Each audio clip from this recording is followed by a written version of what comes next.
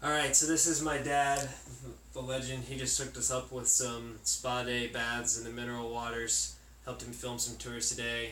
Some of you OG subs may remember we had some less than witty banter in my welding my dad's Subaru Forester exhaust video. If not, you can go check that out, whatever. But so I told him I was going to interview him just so people could see what I experienced with my dad. So I have some questions that he doesn't know about. And nothing that serious, but I will keep it car related since this is a primarily automotive channel. So, Dad, tell me about the Honda N600. Oh, geez, I got one that had been rebuilt by a guy who did work for Cessna Aircraft, so we had the capacity to discharge ignition in it. Had a ballsy little car, 10-inch wheels. You could get rubber in 3 gears with it.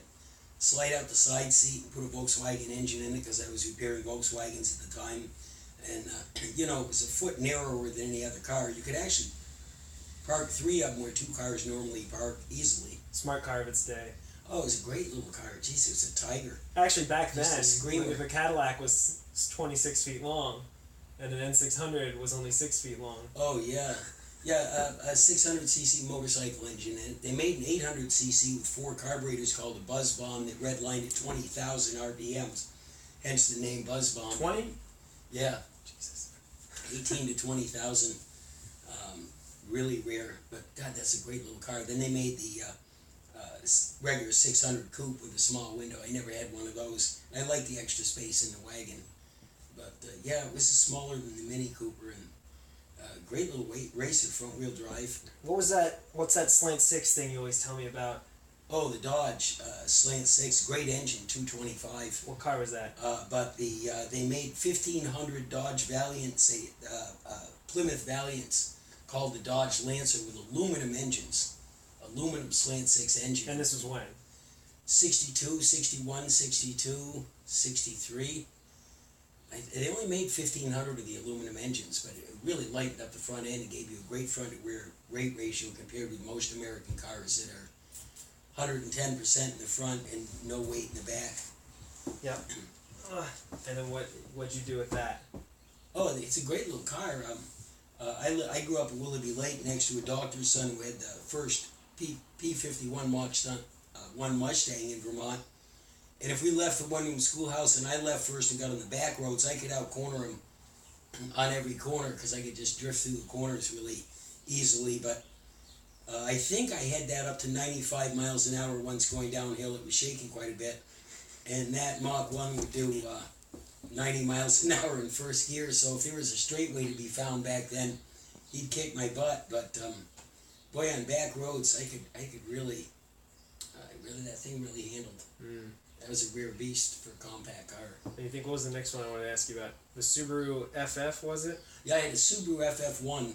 Inboard brakes. Jaguar has inboard brakes because, as you know, any weight that doesn't have a spring underneath it adds many times the handling characteristics of much more weight, hence aluminum wheels and lightweight suspension. Unsprung weight versus sprung weight. Yeah, because unsprung weight, I don't know what it is, but 10 pounds of unsprung weight must be the equivalent of 30 to 60 of over it because it just is affected by every bump. So they had inboard brakes, so you eliminated the great little car. What are inboard brakes for anybody who doesn't know? The brakes are right next to the transmission, or the gear housing in the back, and then you have your drive shaft and wheels, or your axle. So there wouldn't be a rotor right behind your wheel. No, it would just be attached to a hub. Or caliper, or brake shoes and drums. Jaguar ran them for years. Really, don't tell me you never learned anything on this channel, because I know most of you under 20 have no idea what the hell he's talking about right now.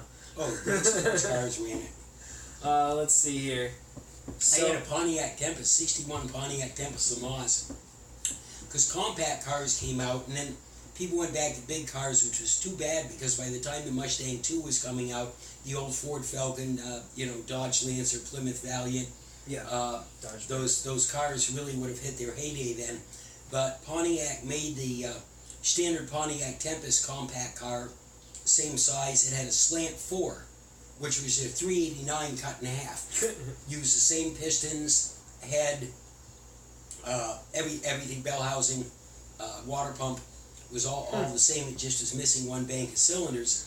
And of course, Pontiac had the 3.2 setup of 3 carburetors on their 389 with a 13 to 1 compression ratio. So it was a high compression engine, you know, and that was a hot engine for Pontiac. So they made a few Pontiac Tempest Le Mans, and the unusual thing about the Pontiac Tempest, whether it was in the 90, 80, 85, 90 horsepower, whatever it was, old lady's compact car, was engine, bell housing, drive shaft, and Corvair transmission in rear end. Oh. So the transmission was in the rear end, so it had the front to rear rate ratio with some of the Porsches. Right. And was considered race ready.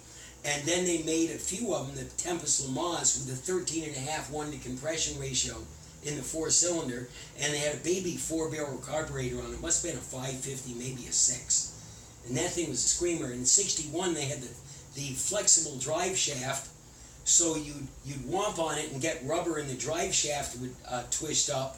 And then when the drive shaft untwisted, you get a second out of it in all gears. And they broke a lot of the drive shafts, so the next year they went with a solid drive shaft. But that is a rare collector's car and a great race car, because she was pushing, that time, 140, 50, 160 horsepower out of that 4-cylinder. I got a good one for you. Tremendous torque, because it had the low RPM of the big V8s, and that's a car that you could tear up the back roads of Vermont with and really drift around all the corners, because it was like a 58-42 front rear ratio, and most American cars are 200% in the front, and the ass end is floating in the air like it's made of helium, especially pickup trucks, you know. What's the sexiest car ever made? Oh, a Citroen ISM for sure, in the DM. Oh my God, yes. Yes. That's right, Yes. French car. Yes. Have you ever driven one? Not the SM. No. No. I was gonna say, and then those, because those in the deux chevaux, the 2CV, they have the shifter that's not a column shifter. Have you ever seen that? Somebody, regular car reviews just did a thing on it. I'll have to. I think I might have sent you that Yeah, link. I think it was column shift. Yeah, and it was like, but you push it forward and backwards. It's not like a 3 on the tree or something like that. It's like crazy. Yeah, anyway, just wondering. The 4CV was a great little car. It was it looked at the shape of the bug, all flat glass, which yearly bugs were. That was important for. And right after World War II, the roads were all torn up and bombed up, so they needed a car with super soft suspension, and they had a contest who could carry a case of eggs over a plowed field. And so the 4CB has the world's softest suspension, so you go around corners and you lean like you're in a boat, but you get used to it. It's just like a boat, and then the other side. But, Which you also know how to sail, of course. Yes, really just a floaty car, 4-cylinder air-cooled. Air-cooled is incredibly reliable. Matter of fact, the Auto Museum has Charles Lindbergh's air-cooled Franklin. So you know how you were in the Coast Guard, right? Coast Guard Auxiliary, Coast which is Guard a civilian boating organization anybody can join. But basically, you know how to boat anything. You should consider joining it. I think I'm all set, Dad. I got enough things on my plate. Actually, it's great because you can take any of the Coast Guard courses. You're a civilian. You can shop at the commissary. You can earn all sorts of awards. You get a lot of time in the water on other people's boats. And they usually don't send you to Vietnam. No, they Coast Guard Auxiliary, fortunately, unlike the Coast Guard, doesn't see that. But, so let me see here. I could ask you about Volkswagens. What's your record for changing a Volkswagen engine? Well, we've done it. We did a clutch in under 7 minutes. Ron and I, because of Volkswagen. I've done a clutch in under 7 days. Properly set 7 up. months. You've got 4 17-millimeter bolts. One you can reach from here by feel, 2 in the bottom, 1 in the back of the starter. Your throttle cable. So could you do it without taking the axles off? Oh yeah, and then two generator wires. The one lead to the spark plug and the oil thing, and then you just slide it backwards. So the record is actually under 3 minutes from running to running again. Yeah, they probably had air tools. No, but they, 2-man team. You drive it up on ramps, take the engine out, pull it behind the car, put the engine back in, and drive it off the ramps. Is under 3 minutes. So to give you an idea how many times he did this, when's the last time you changed a Volkswagen clutch, Dad? It's been a few years. A few? What do you mean a few? Like 20? I rebuilt a VW engine for Galen in put it in. Well, they had it rebuilt. They didn't put the cooling mechanism in, Yeah, when was it? and that's a big mistake with Volkswagens because the thermostat lets it warm up, and if you don't have the thermostat in it, the top cools a lot quicker than the bottom of the cylinders, and your head's loosen up because it's always doing this. What year, Dad? That must have been 2005, 6. All right, 12 years. But anyway, he used to do this. But God, I did so many hundreds of them, I can do them in my sleep. Yeah, I could keep asking. He used to tell me about all the junk ones he would piece together from all the junk cars he would get in. And he'd steal the lights from this and the suspension from that and make a Baja Bug. Because I had a Super Beetle flatbed pickup truck with a Rolls Royce front end. That reminds me. Enough about VW. Tell me about the Subaru 360. Oh, geez, I had a truck. I always wanted the van, the Subaru 360, 360cc, two-cycle. I think she was 18 horsepower. Of course, the Renault Dolphin only got up to 22 horsepower. Dolphin. They called the Renault Dolphin the wolf and the sheep in wolf's clothing because it's this beautiful little sports car that had an 18 horsepower engine. I think it went up to 22, but that was a Renault too. And they had a Subaru 360. And then the Renault they made a Jeep that was actually pressed cardboard, body slashed very well. The Renault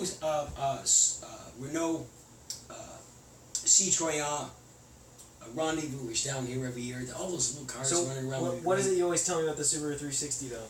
Oh, geez, it was a great little. It was a little buzz bomb, and it had the automobile.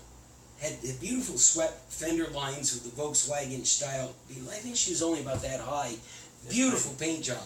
They had a two-tone paint job on there, $1,800 brand new when they came in this country in 71, 72 with the FF1. First Subaru in the country. And and they had the van and the pickup truck, which you basically, what you see pulling stuff at airports looks the same way. Yeah, it's true. Great little rig. You always tell me the paint job would rival a Rolls Royce. That's the line I was expecting. It was just a beautiful two-tone paint job with a clear overlay. And I tried to buy one in 78 and the bank wouldn't finance it. Brand new. And Bastards. I said, look, they're brand new. But Subaru didn't do well, so in 73 they just shut their doors. They didn't go out of business, they just went on pause. Mm-hmm. So when they reopened in 78 or 77, they had all these 1970 to 73 automobiles, brand spanking new on the showroom floor, but banks wouldn't finance it. For $1,800, I would have loved one. Speaking of Subarus, he had a Subaru Brat for a while. I think he had two of them. One was like silver with black lettering. One was blue with the black lettering. Had a black one. Yeah, but black with red lettering. That's what that one was. But anyway, he took me to school in one of those once, and they had put backwards facing rumble seats in them with handlebars, and they put them in there so that it could be registered as a truck. A car instead of a truck. I think was the whole trick about it because they have a truck bed there. They were cool. Japanese El Camino. But I rode to school once in one of those, and we live on dirt roads, so going down the road like this, facing backwards, he's right here driving, and all the dust is swirling around the cabin like this and in on us, and I got out like this, covered in dust when we got to school, scared to death. Yeah, the vacuum from it. Boy, they were... But anyway, so amazing racer. I could, he'll tell stories for days about numerous things that aren't cars. He's built his own house. He knows electrician stuff, plumbing. Old style. I'm old world. Yeah, and I'm trying to do the same thing. If you might know from my channel, I try to do everything myself. Woodworking. So what do you do now, Dad? As little as possible. No, actually, I do Saratoga Mineral Water Tours. I'm deeply involved in the Saratoga Health and Wellness community, both bringing it together and supporting its people knowing about it nation and worldwide. Trying to get more and more of the nation to realize we're the center of health and wellness. And I'm having more practitioners and doctors from California and New York than otherwise. I'm involved in, state-of-the-art fringe science, emerging science. President of the Mohawk Hudson chapter of the Dowsers. That's more than just finding water with a stick that way. So that's been an amazing adventure. He's the the most spiritual, feminist, and also knows the most bad jokes, manly man you'll ever know in terms of classical I man. only remember some of the older ones, but... yeah, you don't need to tell him right now. I'm a big believer in the sacred feminine and the partnership that the catalyst that men are and women are together could really rebirth this planet, because you're sure not going to fix it or repair it. Respect your women. So Now, rebirthing is a better way to do it. I gotta stop you because I'm involved a little bit in time flex capability and time travel. You can catch my interviews in the radio with Preston. I guess I don't need to slow him down because we've got time. Preston Nichols designed the transmitters in the Montauk side of the Philadelphia experiment, and we get down into his magic music time machine, because he takes you into 7 dimensions of music, drops you into the music, so you and the music are one. Pause. This is why I didn't want to get off cars, but if you don't want to see more of my wait a minute, they had the car that did time travel. Why not a magic music time machine? You've never owned a DeLorean. You ever drive a DeLorean? No, I never did. But half the women I take down to Preston see the future, and they didn't do that in the DeLorean on TV, so... There you go. So, that's my dad. When we first came to Saratoga, me and Melissa, who's filming for us, thank you, honey, we went to like 4 different places, and every time he walked out of the room, the person would go, dude, your dad is like a legend. And like, we had never met these people, and so that's why I say he's a legend. He also killed his own cancer by starving it to death. Long story. Well, it actually wasn't cancer, but... Yeah, it was like cancerous cysts or whatever, wasn't it? I thought it was... Anyway, regardless, he was supposed to die, and the only reason he didn't is because the things that were eating him alive died because he starved them. He had 2 kids after a vasectomy. Let's see. He's been knighted as a Templar Knight, something along those lines. High priest.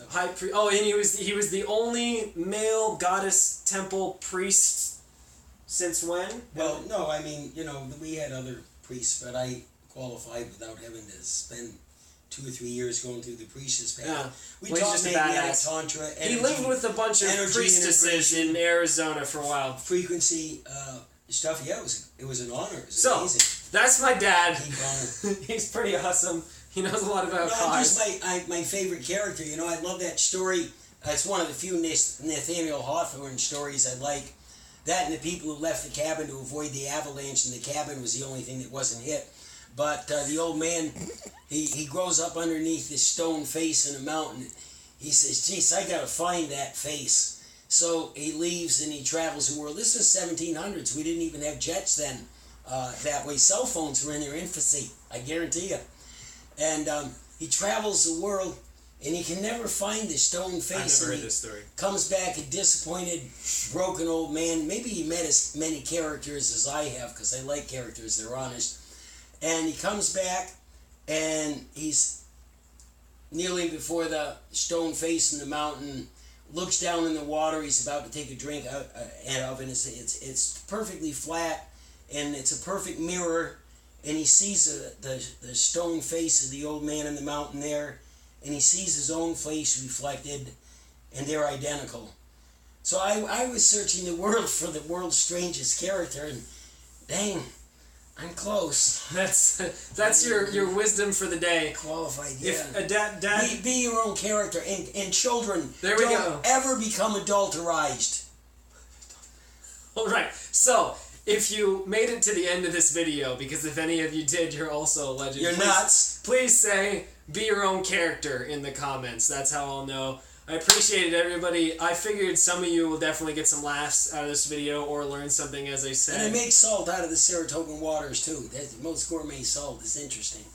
Gourmet salt. I will talk to y'all soon on 802 Garage. Later.